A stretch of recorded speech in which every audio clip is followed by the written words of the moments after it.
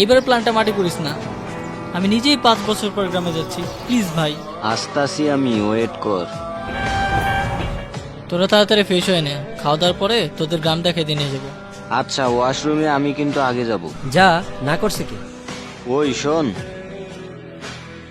ওরা আমায় রেখেই চলে গেল।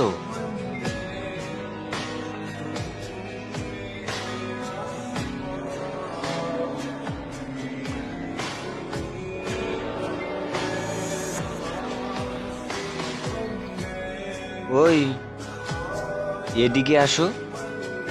আজব তো, হাসতেছো কেন? নাম কি তোমার? আপনি আমার নাম জানেন না? না।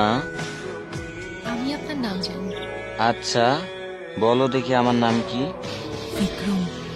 মানে জানো না দেখে আন্দাজে বলে দিচ্ছ একটা, না? আজব তো, হাসতেছো কেন? কি সমস্যা? আজকে কি তুমি অনেক খুশি? অনেক। আজ আসি, কাল দেখা হবে।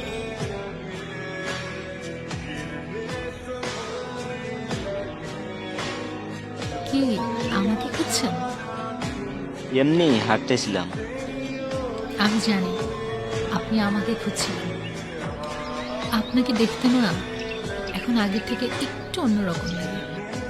অন্যরকম লাগে মানে? তুমি আমারে কবে দেখছো? দেখেছি। তোমার কথার না আমি আগামাতা কিছুই বুঝতেছি না, কিন্তু তোমার হাসিটা অনেক সুন্দর।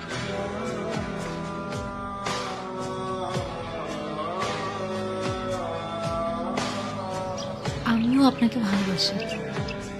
মানে? সেদিন ভয়ে আমি আপনাকে বলতে পারিনি, কিন্তু আমি সব সময় শুধু আপনাকেই ভালোবেসেছি।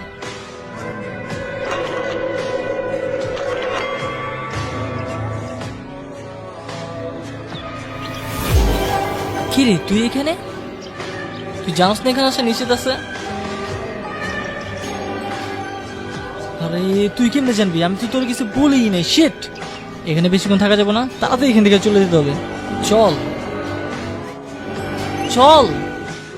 বিষয়টা মজা হিসেবে নিস না, এটা একটু সিরিয়াস। আমি সঠিক জানি না, দিদার মুখে শুনছি অনেক বছর আগের গল্প। এই গ্রামে একটা মেয়ে থাকতো, দলিত জাতের, নিচু জাত আর কি। তারপর বল। তো ওই মেয়েটা নিচু জাত দেখে মেয়েটার সাথে কথা বলা নিষেধ ছিল। কথা বলা তো দূরে থাক, মেয়েটার আশেপাশে কেউ ঘেসত না। একদিন এই গ্রামে একটা মানুষ আসে, নিয়ম নীতি না মেনেই ওই মেয়েটার সাথে কথা বলে। তারপরে শুনছি আপনাকে বারবার সাবধান করেছিলাম দাদা, শুনেননি। এখন আমাদের কিছুই করার নেই। কি করবে তোমরা? মেয়েটাকে আমাদের হাতে ছেড়ে দিন আর এই গাটা ত্যাগ করুন, তাহলে আর কিছুই করব না।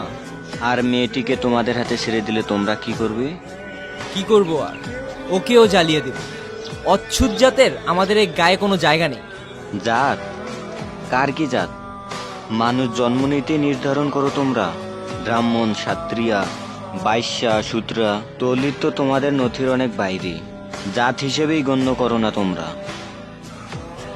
কারো বর্ণ, জাত তার জন্ম হইতে নির্ধারণ করা যায় না। আর এটা আমি শুধু না, তোমাদের শাস্ত্রও বলে। এসব তোমাদের বুঝের অনেক বাইরে।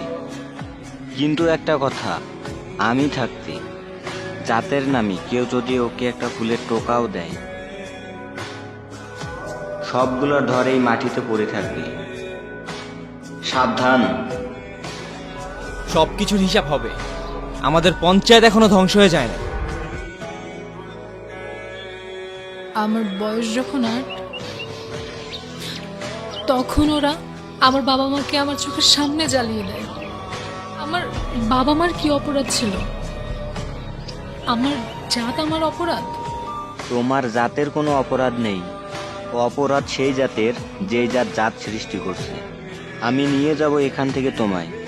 আমাকে শুধু একটা দিন সময় দাও। দাদা, আপনি হয়তো ঠিক ছিলেন, আমরাই ভুল ছিলাম। আমাদের মাফ করে দিবেন দাদা। তোমরা তোমাদের ভুল বুঝতে পেরেছো, এটাই অনেক। আপনার চিন্তা ভাবনা হয়তো ঠিক ছিল, কিন্তু আমরা আমাদের সমাজে অচ্ছুত জাতের কোনো জায়গা দিতে পারবো না।